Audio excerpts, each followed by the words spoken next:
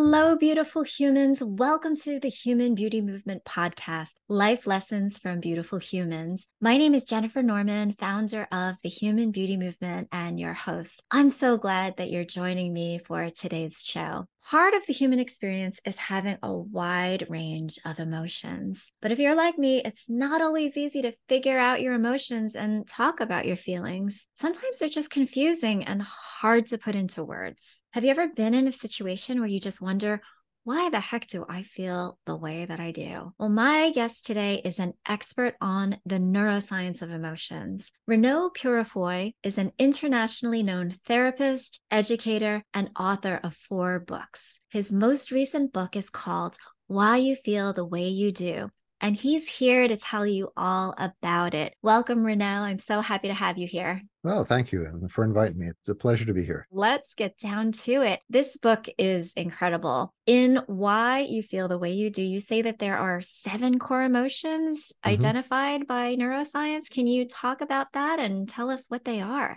Well, there's the ones that we're all familiar with, anger and fear and lust. But then some of the other ones, one of the more interesting ones is something that they call seeking.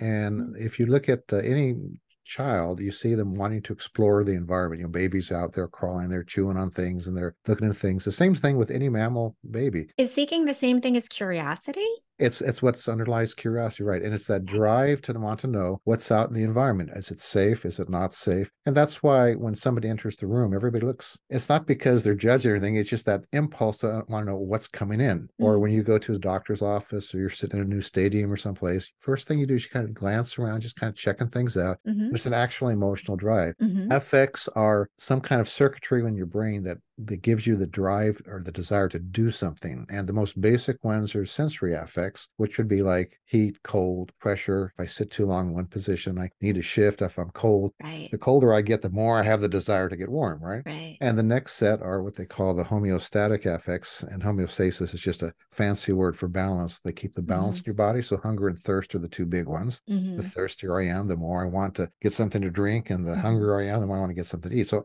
emotions are kind of a higher level affect, and they get tied in, of course, to our thinking part of our brain. They get affected by our beliefs, our expectations, and our early childhood experiences. They get either amplified or dampened by all those things. So seeking was one of the interesting ones. Another one is play. In fact, that's one of the ones that Pansep, one of the researchers that started identifying some of these things, worked with in rats. He was known as the rat tickler. And he found he could shut off all the thinking part of the brain. The rats still wanted to play. And it's how mammals learn to interact. If you have little children, they learn what the limits are by doing too much, right? They're Mm-hmm. playing and you say, wait a minute, that's too much. Don't go there, right? And even as adults, we like to play. And it's one of those things that connects us socially because we're social animals. There's actually 2 fear circuits. The one that we're familiar with is danger. The other Mm-hmm. one we see in babies, we call it separation anxiety. Mm-hmm. And it's why we miss people that we were bonded to when they're away from us. And there's Mm-hmm. a corresponding caring circuit that in mammals will get triggered when the baby, for example,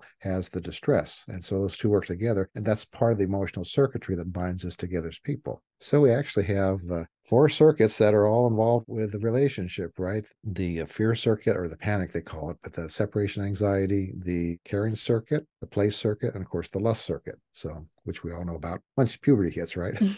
And so, can you describe what you mean by circuit? Because certainly these are impulses that we like to do or to have. We innately have them. We like to think about playing. We like to think about exploring our curiosity and caring. And it's just innate in us. It's more than thinking, it's an actual drive inside of it. So just like when you're hungry, again, that there's circuitry in your brain that causes you to become really aware of that hunger and give you the motivation and energy. In fact, you can think of emotions as motivation and energy. Mm. The stronger the emotion, the stronger the motivation to take action, and then it activates your body through that old fight or flight mechanism to give you the energy to take the action. Mm-hmm. And unfortunately, really strong emotions will tend to shut down the thinking part of the brain. So and you just start acting kind of on automatic impulse based upon however you grew up. So yeah, by circuits, we're actually talking about some biological circuits that generate this drive to do stuff. And again, they are controlled and kind of oversought by the thinking part of the brain, but they can overwhelm it if they get too strong. So, would you say that those are instincts? It's not exactly an instinct, but it's similar to it. Yeah. It's wiring that gets shaped by, again, your experience. And Hmm. because we're thinking people, our beliefs and expectations, what we think is as positive and negative and dangerous or safe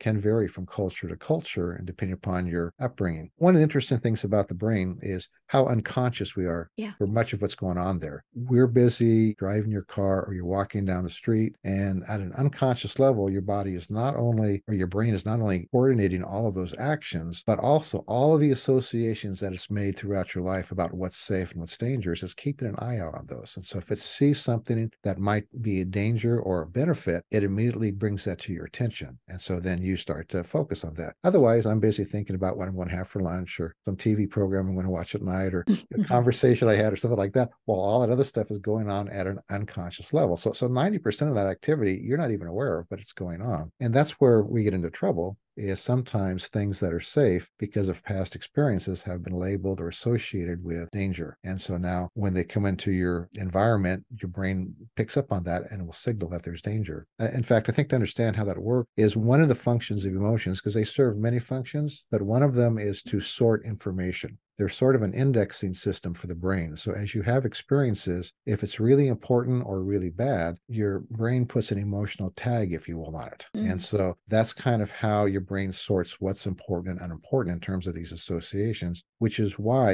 experiential learning is more valuable than book learning. I can read Yeah. everything there is to know about driving a car, but until I get behind the wheel and start driving, oh my gosh, that didn't work. Oh, this feels good. Brain is now able to make these emotional tags on the different movements and the different things we're going to see. So now I can drive without even thinking about it, because now my brain has sorted that information into what's a meaningful set of associations for it. So you said that some things that were safe, all of a sudden we get into trouble because we have a tag associating danger with it. Can you give us an example? Well, post-traumatic stress disorder is probably the most vivid Um, example. People have been in an accident or they've been in a war zone, and now a person comes back from a war zone, a car backfires, and now they're covered up in the ditch, right? Because that's right. been Okay. associated with incoming fire. Hmm. Or a person's been in a car accident, or they've had other kind of abusive relationships, and now things associated with that, when they encounter them again, it triggers that alert response. I had one lady who was in a bad car accident, and she went through, she was fine. Then one day she was going through this car wash, and as soon as the brushes hit the front of the top of the car, she freaked out Oh. because, again, that felt like the crunching of the metal to her. Hmm. And again, it's a very automatic and conscious thing that happens with people. And you can desensitize so that those triggers will quiet down over time. They can be very powerful. Interesting. Let's recap what those seven emotions are. Well, there's the seeking, again, that's Seeking. curiosity, right? You want to know Hmm. what's out there. There's a play, and then there's, of Play. course, lust, and then two fear emotions, fear of danger, and then separation anxiety when Fear of we're away from those danger, fear of people. separation, And then caring circuit, and of course, anger.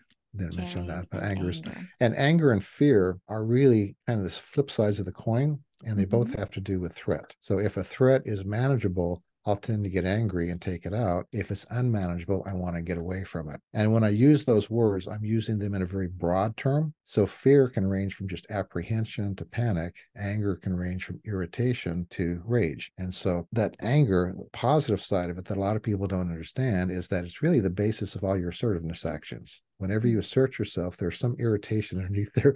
I don't like this. I'm going to speak up, right? That's Hmm. really low level anger that's driving, giving you the energy and motivation to speak up and do something. Of course, if it's way high up, then it causes problems. In Hmm. fact, that's one of the keys to anger management, is being able to tune into it at an early level and then taking action then and not letting it build up. In terms of those seven underlying emotions, I would have thought love would have been on there.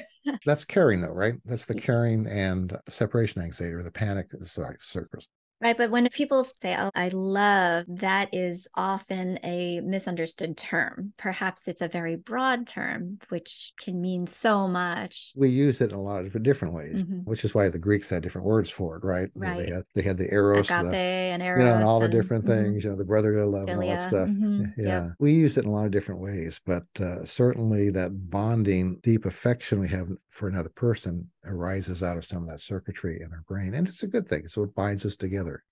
Yeah. And conversely, some people will say, well, the opposite of love is hate, but some people will say the opposite of love is fear. Well, yeah, and it's depends on how you're defining emotions. Because when I'm looking at it from a biological perspective, it's a little bit different from the way it's used in everyday language a lot of times. And that's the trick of it, I think, because biologically, a lot of people don't speak biologically. And maybe that's why they get confused with the words or think about the way that they're talking about their emotions in a way that is hard or maybe subjective to understand. And what they're feeling and what they're saying might be different than what somebody else is interpreting that as. Yes, you can break it down to fairly simple language. Hmm. Again, you take a word or you take an emotion like anger. If you start looking at all the different words we have to describe anger, I had a list of about 30 words at one time, Hmm. and I just got started on it. Hmm. Again, everything from I'm peeved, I'm irritated, up to I'm enraged. You go out. Same thing with fear again, and it's the same basic emotion. It's just how high the dial is turned up. Mm. So if it's turned down, I'm irritated. If it's turned up, I'm enraged. Same thing with Mm. fear. If the dial is down, I'm apprehensive over that interview. Or if it's turned up, I'm terrified of that bear coming at me, right? Hmm. Same emotion. And so the conditioning or the response that people will have to any of those particular emotions is learned over time. So some people may learn to be really motivated, if you will, energized by like a small irritation. And Mm-hmm. others, they'll have to get all the way up to enraged to actually get up and move and do something. Well, our response is a learned response. And Hmm. again, that comes from your society and the family that you're raised in. And I should also mention that these are not the same for exactly the same level for every person. Hmm. Some people are better musically than others. Some people are better at Yeah. math. Some people are better throwing a baseball. So these circuits, just like any other human aspect, is changed. And they can be exaggerated or dampened by human experience. Probably the saddest example would be infants that used to come out of Eastern Europe that were raised in orphanages where they were never touched. They were Yeah. bottles were propped up for them. They were changed, but when they would cry, nobody would ever come to them. So they would learn not to cry. And unfortunately, they would have difficulty when adopted attaching to the parent. And Hmm. one of the interesting experiments that was done to kind of show this is they would measure the level of oxytocin, which is sometimes called the love hormone. It's tied in with that caring circuit. And if you take a baby and their natural mother, toddler, and they're playing a game, the oxytocin levels of both will go way up. If you take one of these babies when they're playing the game, the oxytocin level stays flat, which means that circuit is not activating the way it's supposed to because of that early childhood experience and hence the difficulty in attachment. And of course, that can be changed with proper treatment. Stuff can be revived again. It's not totally dormant, but Mm. these are affected by your early childhood experiences. Mm. And of course, how you react is certainly a learned behavior too. And they become automatic, just like everything else. The way you react when you're afraid or when you're angry is very much a learned behavior pattern. And you can change those behavior patterns and learn new ones that are more effective, even though most people don't. Right, right. You also talk about positive emotions versus negative emotions. Can you describe which would be which? And are they always positive and are they always negative? Well, actually, emotions in one sense are kind of neutral. It has to do with the context. We tend to think of anger and fear as negative emotions. Hmm. But again, anger, like I said, is the basis of your assertive actions. And fear gives you caution, right? Hmm. Keeps you alive in certain cases. Yeah, if I worked with dynamite or something, it's a healthy respect or some fear of that dynamite is going to make me more careful with it. So all emotions can be positive or negative. But again, dealing with the anger and the fear, like we talked about earlier, they're basically a response to threat. Hmm. And once you understand that, trick is identifying what is the threat and then how do I deal with it? And a lot of times that's what you're dealing with in therapy. Somebody comes in and they have anxieties, they have anger, or some other issues like that. And a lot of it's getting down to what's underneath it. What is the ultimate threat? And that might be an actual threat, relationship, somebody leaving me, or it may be more of an existential threat in terms of my self-esteem, my status, who I am, how people perceive me. I mean, there are a lot of ways because we have these rich belief systems that we can feel threatened by people or situations. Hmm. The lesson here is that it's not that we're trying to get rid of the emotions. You need to have a healthy dose of fear. You need to have Mhm. a healthy dose of anger. And so it's not to not feel those, what we might consider the negative emotions, because they're not necessarily negative because of Mhm. it depends on the context and what your motivation is afterwards. It's to have a healthy relationship potentially with those emotions. Yeah, and of course, the only way you get rid of your emotions is to be totally numbed out, which is, of course, part of substance abuse, right? Yes, Uh, yes. I think the healthiest thing is to look at emotions as messages. They're messages about needs that you need to deal with. In Mm, fact, I worked a lot with anxiety disorders, mm, and they, as a group, tended to have very reactive bodies. And one of the things that they needed to learn is to go through their checklist when things were coming up. When they were starting to get anxious, okay, how's my primary relationship? How's my kids doing? How's work going? My life goals, my friendships, anything important happened recently? And usually they would say, well, this happened, but it wasn't that big a deal. Well, wait a minute. Your reaction is telling me it was a big a deal. Deal with it. And keeping short accounts is really part of the key to successful living is as things come up with a plan for what you're going to do with it. How am I going to manage it if it's a threat? If it's something I need to attain, how am I going to work towards getting that? People oftentimes are very fuzzy about that because they haven't really thought clearly about their needs and wants and how they're responding to them. exactly. And I also believe that nowadays it seems like anxiety is running rampant. It seems like there's so much that people worry about Mm, between politics, climate, relationships, health, finances, all sorts of things that people are worried about. Some people are just, I cannot control the anxiety. I cannot control the anxiousness. I don't know what to do. And their bodies are just filled with cortisol at all yeah. times because of stress response. You're such an expert on anxiety. Can you give us a rundown of specific tips that people can go through in order to help to manage their anxiety? There's a lot of things, and you can work at it from two different perspectives. First of all, I would tell people turn off the news, quit watching the news.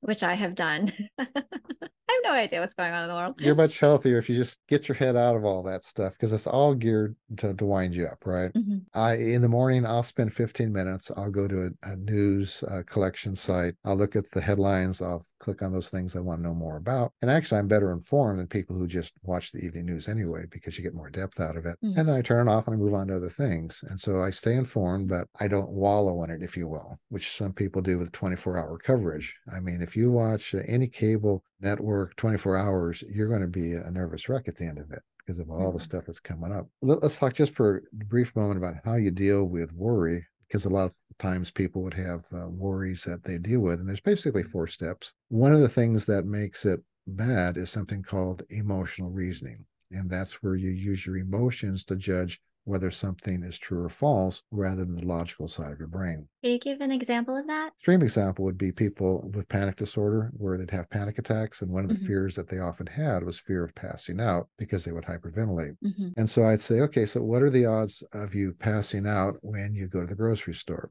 Well, I guess 50%. So I'd say, so how often have you passed out in your life? Oh, I've never passed out. So based on their emotion, it was very likely. Based on reality, it was not. Then I would say, how bad would it be if you were to pass out? Oh my gosh, it'd be the worst thing in the world. Okay, so if you were to pass out, you'd probably not hurt yourself. You'd come to after a few minutes as your carbon dioxide O2 balance readjusted. So let's compare that with getting your arm cut off, having your kid die, having a wasting disease. How bad would that really be? And of course, on a scale of 1 to 10, that comes way down. So people who do a lot of emotional reasoning, they overestimate how likely something is to occur, and they overestimate how terrible it would be. And of course, once you get past those two things, then what do I do to prevent it? What are some reasonable steps? And then what are some reasonable steps I could take if it were to happen? And that's what we would do with all the fears that people would come up with, is we would just go through that process of making a realistic estimation of how likely it was to occur, how bad it would be, what could I do to prevent it, what would I do if it were to occur? And then when that fear would come up, then you just run through your little thinking that you've done. You compose it down into like 2 or 3 sentences that you can just say to yourself, and they would actually put them on cards, and all their fears, we would do that with them. And after a while, they got in the habit of doing that automatically. When you look at people who deal with fear well, they just sort of automatically do that. And if you grew up in a family where that was kind of your approach to uncertainty, then you just learn to do that. But a lot of people don't. They learn this emotional reasoning, things come up, and they get very histrionic about it. In fact, news loves that stuff, right? mhm. There's a disaster, and they go find the person who's freaking out, and they stick their microphone in front of their face and say, "So, how do you feel about that?"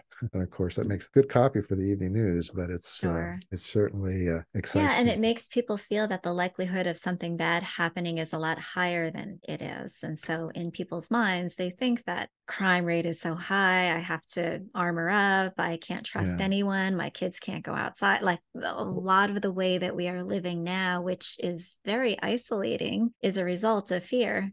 And depending upon where you live, that may or may not be true. Mm-hmm. Things are icier today than they used to be, but they're not as bad as sometimes it's painted out. Again, depending upon where you're at. And of course, everything in the news is a crisis, Mm-hmm. right? That's the crisis mentality. But the other side of it, and this is more the long-term thing, and it gets into those three things that make people happy. And one of them is your existential or your sense of meaning, your existential beliefs. Why am I here? What is the purpose of life? Is there a God? Is there not a God? Is there life after death? That really shapes a lot of how you deal with the world in general. And in our country, where we've become very materialistic, Mm-hmm. most people, their philosophy, while they may not say it this way, the way they live is you get good things, you enjoy them, then you die and it's all over. Mm-hmm. And if that's your philosophy and that's the way you look at life, then you have a right to be frightened about a lot of the stuff that's going on around you. One of the things, and I just mentioned it briefly at the end of the book, but I point people to some of the near-death studies that go on. Mm. And in the 70s, Moody did his groundbreaking book on life after life. And since then, there have been a lot of studies. The one I mentioned in the book had a fairly large group of people. And then they concluded at the end, there's no scientific way of explaining what's going on here. Something is happening. And people who've really delved into this have pretty confidence that there is something after death and there is a spiritual dimension to life. And what you do with that, of course, we get into the era of philosophy and religion. And I leave that up to people to figure out, but just acknowledging that there's more to life than just what you see. And then how am I going to make sense out of that? And how does that play into my life in general, especially when bad things happen? That's what helps people have more of a calmness in the face of adversity. Why some people can be content even though they don't have a lot of stuff. I mean, you look at a lot of the developing countries, people who don't have a lot and have a lot of hardship that they face, and they're much more at Yeah, peace and content than a lot of people in our industrialized country who have just so much richness in their life and so many things. that is so true. That's an area of life that I try to point people, take a look at that, because that's going to have a lot of benefits long term. Yes, there are very many people that feel that the world is reflecting upon them what their self-worth should be rather than really feeling it from within. And like, Mm-hmm. oh, this person doesn't respect me, or they don't see me as valuable, or I'm not feeling loved, I'm not feeling wanted. I do have that sense of abandonment or separation. And so they get into this spiral of feeling negative energy, of feeling Yeah. negativity, and it's hard for them to get out of it and see the other side. And so what are some of the things that they can do in order to get themselves to a place where they can discover meaning and purpose in their lives? Well, let me back up and look at all three of those in context, because Okay. the first one, which is by far more important than anything else in your life, is relationship, having deep, meaningful relationship. If you have two, three people in your life that you can be totally transparent with and that you're bonded with, you don't have to worry about your mental health. And when you look at people who have terrible things happen to them, one of the things that usually they have in common is they have some anchor of some person that helps to ground them as they go through that experience. And unfortunately, one of the crises that is going on in our modern day world is lack of relationship. Internet has played a role in that, although Mm-hmm. not the only role, just certainly the mobility. We used to live around the same people for long periods of time. We used to have the village or the block or the town or whatever, and we had people down the couple doors down that we go to and talk to if we needed to. We had aunts and uncles, cousins. And nowadays people don't have that. And a lot of their relationships are very empty relationships on the internet where Yeah. everybody presents this wonderful time. And there's something called fear of missing out, right? Yeah. Where It's all for show, it's superficial. I'm not having as much fun. I'm not living as good as everybody else is from what I see. Yeah. And it's all fake. But having those real relationships that you talk to face and you have interaction with, that is very healing. And people can go through their entire life, their entire day rather, and never have any experience of that.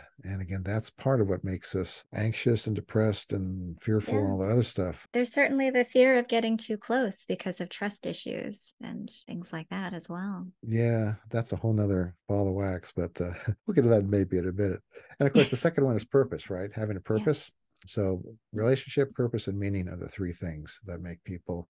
Relationship, purpose, and meaning. Okay, we're going to say that again for everybody who's listening: relationships, purpose, and meaning. And purpose can be narrow. I want to be the best parent I can be, or I need to sell the most widgets, or I need to have a nice product, or it can be more broader. I want to do something that's going to help people. And of course, you can have more than one reason for getting up, right?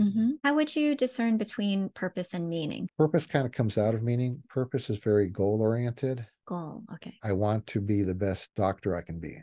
Okay, that would be a Mm. purpose. Or I want to help people, or I want to be the best business person, or I want to invent something that's going to help people, or I want to be a baker that's going to delight people's lives. That's the purpose, right? Hmm. Meaning again gets down to these deeper things in terms of why am I here? What is the meaning of life? What does happen to me when I die? What is hardship all about? And again, purpose, though they kind of interact with each other, but purpose is a little bit easier to define than meaning. So Okay. Would you say that meaning might be a bit more on the spiritual side versus purpose? Purpose can be more physical, yeah, and if you don't like the word spiritual, you use the word existential, right? By existence. existential. So your spiritual, religious, or existential beliefs in Hmm. terms of what is my existence all about? And again, that's something human beings have struggled with for centuries. Yeah. I often will say to myself, the purpose of life is to give life purpose. The meaning of life is to give life meaning. So it all starts from within. It starts with the self. It starts with Mhm. you. Don't look for other people to give you purpose or meaning. You give yourself purpose and meaning, and you give the world purpose and meaning.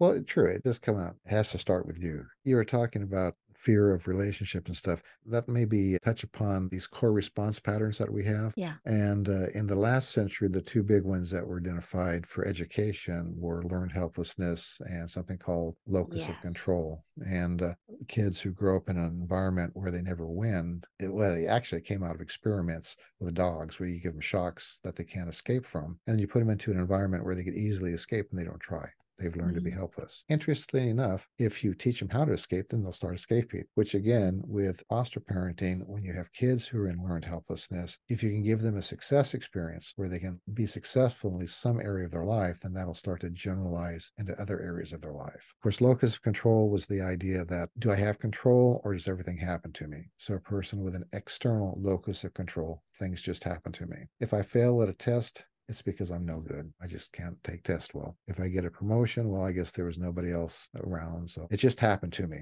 Whereas a person who has an internal locus of control, okay, I failed at a test. Well, it's because I really didn't study. If I work harder, study more, I'll do better next time. If I get a promotion, it's because I deserve it. I work hard. They recognized it, and that's why I got it. So again, do I have some impact on my environment or do I not have it? And of course, now when I look at it, I see people have lots of different types of core response patterns based upon the way they were raised and partly personality too. Mm. That's a whole other thing with the personality types that people have. But you take a person, for example, who grew up, to use your example earlier, with trust and intimacy, a person who grew up a child with parents who would always distance themselves. They could never connect. And so tremendous pain gets associated with intimacy. Yeah. Now, as an adult, they start to get close and they push the person away because danger is coming up and they're inside. They're sensing danger. In fact, they'll come into therapy and they'll say, I don't understand why every time things get good, I push the person away. I screw it up. Mm-hmm. I ruined it somehow. And Mm-hmm. it's because of this core response pattern that intimacy is painful or intimacy is dangerous. Mm-hmm. Now you can change that and you can desensitize to it. It's just very similar to desensitizing to a fear of snakes or dogs or anything else. You have to go through a period where you desensitize to that feeling of intimacy, which is interesting too, because people who have that type of core response pattern, all of their friends will tend to have a similar one. You tend to surround yourself with people that reflect who you are. It's what sort of makes it seems like the whole world's that way that because of that. I would say, okay, the first step we need to do is you need to identify some people who come from fairly healthy backgrounds and hang around them. And so we go through their church or their work or their school or whatever, and we identify one or two people, start having lunch with them, start spending some time with them. And the first complaint,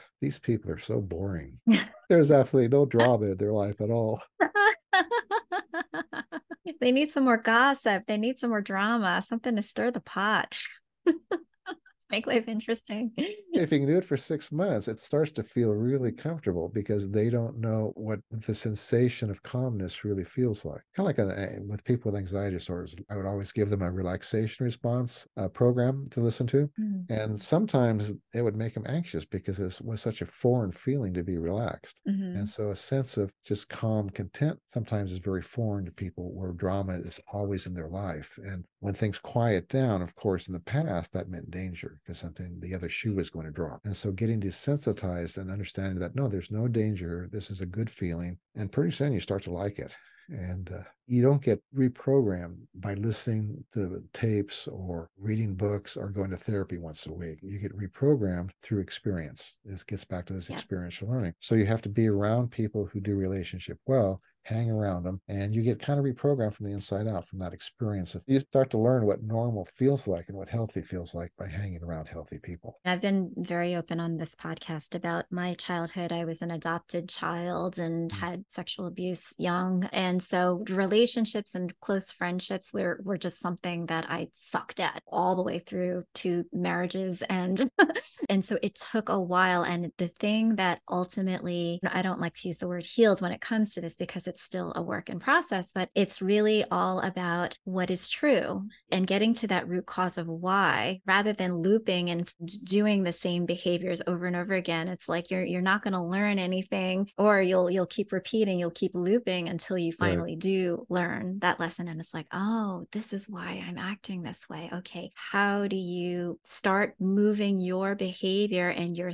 thought processes and your beliefs into a different paradigm so that you can be open and little by little, just like putting that crack in the door and then moving through that doorway into another way of existing until you're like, wow, this is so much better. I feel so much more love. I feel so much more energy because I was okay with being vulnerable. I wasn't shutting the door. I wasn't armoring up. I wasn't trying to hide shame. It's like I was finally okay with expressing the fact that, you know what, this was my life before, and now I'm choosing to live and try other things, and you're going to be the better for it.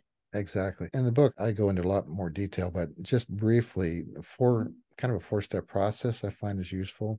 First of all, having a simple explanation for why you're doing what you're doing, because people do a lot of circular questioning. I don't understand. Yes. How come this is happening? Yeah. Why me? Why does this always happen to me? Why do I keep dating Yeah. or seeing the same people? Why do bad things keep happening to me? Yeah. Blame, blame, blame. And it goes to the locus of control also. And so having a simple 2 or 3 sentence statement that you can make, to use our example, the example I was using, I grew up in a relationship or in a family where pain was associated with intimacy, and now I run from it when I feel it. Simple explanation, right? Can you say that again? Pain was associated with intimacy. Pain was associated with intimacy. So now I run from it when I feel it. And so that's why I'm running away from it whenever I feel it. So the explanation of why people act the way that they do when they get into that situation. And the only reason for that is to get you out of circular questioning, because that doesn't change anything. Right. It identifies it, But now I puts a can label focus on on it, puts a pin on it. what can I do about it, right? What can I do about it? So I'm no longer saying, why is this happening? I know why. So now what do I do about it? Okay. I identify specific situations where that response pattern comes up. Okay. When I'm watching a movie and a tender moment comes up, I make a joke or I start thinking about something I got to do. When my kids come in and they're hurt or they're feeling bad about something, I need to make them strong. When my wife starts to get close, I get antsy and I do something stupid, right? And you go on and you figure out, oh, maybe 5 or 6 really specific situations where that response pattern comes up. Okay, what's the opposite response pattern, right? Because the way you change a negative behavior is you start practicing the opposite positive. Okay, when that sensitive time comes up in the movie, I can just be quiet and allow myself to experience what I'm experiencing. A lot of times it'll be something from the past because things in the movie that trigger you are oftentimes things from your past experience. And so when you're quiet and you let yourself experience it, you might remember things from the past that were painful, which is okay. It's part of the healing process, right? Yeah. And just allowing yourself to go through it. And eventually you get to the point where feelings can flow through you. When you block feelings, that's when you have a lot of negative behaviors. You go into kind of a robotic behavior. In fact, that's kind of a way when you know that you're doing that. You're doing something terribly dysfunctional because now you're spending so much of your mental energy blocking something you don't want to feel. You do something stupid, right? But after a while, you find that emotion can just flow through me. And yeah, it may be uncomfortable for a moment or two, but once it's through, then it's done, right? So you start practicing the opposite positive behavior. And then you also start, coming in with things to tell yourself that helps to motivate you. the way I've been doing it for the last 20 years hasn't worked. Hmm. It's really good to be close to people. It's really part of what I want deep inside. And you come up with whatever works for you in terms of those types of positive things. And it's usually helpful to put them on a card and to stick it someplace where you can read it for a week or two, just to Mm. kind of drum it into your brain. Then you put it away, and maybe a month or two later, you bring it out and you kind of look at it again, just to kind of remotivate yourself again. And going through that process, you find you can desensitize and you can start to feel comfortable and start to change and do practice those new behaviors that you've identified very clearly that I need to practice. Part of the reason why people don't change is they never really identify clearly what the negative pattern is and what is the opposite positive one I need to be practicing. And that is so essential for change. It's a basic behavioral approach, but it works over time when Yeah. you throw in some of this other stuff. True. And it's interesting because I know that when people start thinking about things that may have happened in the past, which are emotionally charged, then they feel those reactions all over again. Oh, yeah. And so it's the continuous suffering, and suffering is wishing that the past was any different than it was. And so coming to that moment of acceptance, being able to rewrite your story going forward. And then soon, even if you were to think about those things, you recognize that little by little, it doesn't hurt anymore. The pain is Right. not as deep. It's just like something that happened in your past and you accepted it and you moved on, and you have your future to look forward to. You have all of these new things to look forward to rather than continuously cycling and feeling it somatically in your body. If you look at I watch my 3.5-year-old great grandchild right now. Oh, Emotions flow through them. yeah. She's angry one moment, she goes off, stomps off. She comes back and she's happy again. She's Yes. this or that. I love that. It's only when you start stuffing that stuff that it creates problems. So learning to just allow yourself to experience what you're experiencing, identify where it's coming from, and take Without action if you repressing need them. if Hmm. you need to. And if you got some old negative behavior patterns, practice doing the opposite. And it's important to emphasize that old patterns will reemerge when you are sick, hungry, tired, or under stress. Yes. When the body when you're all of those things, there is a certain amount of stress. So, but Any one of those, right? I know And if I'm hungry, it's hangry. It's not, yeah, yeah. I'm definitely not myself. But also start to use the reemergence of old patterns as a message that you need to take care of yourself. Hmm. Right. That it's not, because a lot of times they'll reemerge and people, oh my gosh, I'm right back to square one. And none of this stuff has done any good. I don't know why you even tried it. But no, a lot of times it's just a message that I'm sick, hungry, tired, or some stress is going on. And if it's not just a simple thing like sick, hungry, tired, they used to call those the three great evils for little children, right? Those first three are kind of out of the way. Then there's something going on in my life. So you go through the checklist again. Okay, how's my primary relationship? How's my work? How are my kids? How are my life goals? And at some point, you'll oftentimes say, well, this was going on, but I didn't really think it was that big a deal. But the way I'm reacting is telling me maybe it was a big deal. And maybe I need to maybe take a look at it more closely and say, make some decisions about what I'm going to do, how I'm going to react to it, as opposed to ignoring it and just letting all this other stuff go on in my life. That anxiety come up or anger or whatever. Yeah. And being able to recognize those, if you're sick, you're tired, you're hungry, you're angry, you're stressed, and discussing that with the person that you're with or the people that you're with and saying, I am under a lot of stress right now. And just being able to call it what it is rather than what people would say, taking it out on everybody around you. And so if it's like, okay, you need a little bit of quiet time, you need some Yeah, space, yeah. and that's part of communicating effectively in any relationship, is just being able to identify those feelings rather than letting them just seep out into your language and in your behaviors and in your mood. Which is again why you've got to have those relationships, right? Yes, exactly. And I think it's important to say that not everybody's capable of intimate relationships. And that's a good point. Okay. It's a mistake that people sometimes make is they'll Why choose a can't I be partner intimate? who Hmm. really isn't capable of intimacy. And so early Hmm. on, when you're in that dating mode, and again, this is not popular to say, but one of the things I always emphasize is stay out of sex right away. So you get a Mm, chance to evaluate, is this person capable of having the type of relationship I want? Because as yeah. soon as those hormones get in there, Forget that frontal it. cortex starts turning off. I mean, you look at MRIs of people in early relationships, and the frontal lobes, it's like they're all dark, the emotions are all bright and going on like crazy. Well, ladies and gentlemen, my guest today is Reneau Peurifoy. He is the author of the latest book, Why You Feel the Way You Do. And the wonderful thing about this book is that at the end of it, there are these activities and exercises so that you can put it into practice. just like he was saying earlier, it's not just the words on the page, it's actually being able to go through those motions, actually get yourself involved in these activities so that you can start reshaping your future and have a good handle on your emotions. Reneau, thank you so much for being my guest today. It was a pleasure speaking with you. Thank you. Thank you for listening to the Human Beauty Movement podcast. Be sure to follow, rate, and review us wherever you stream podcasts. The Human Beauty Movement is a community-based platform that cultivates the beauty of humankind. Check out our workshops, find us on social media, and share our inspiration with all the beautiful humans in your life. Learn more at thehumanbeautymovement.com. Thank you so much for being a beautiful human.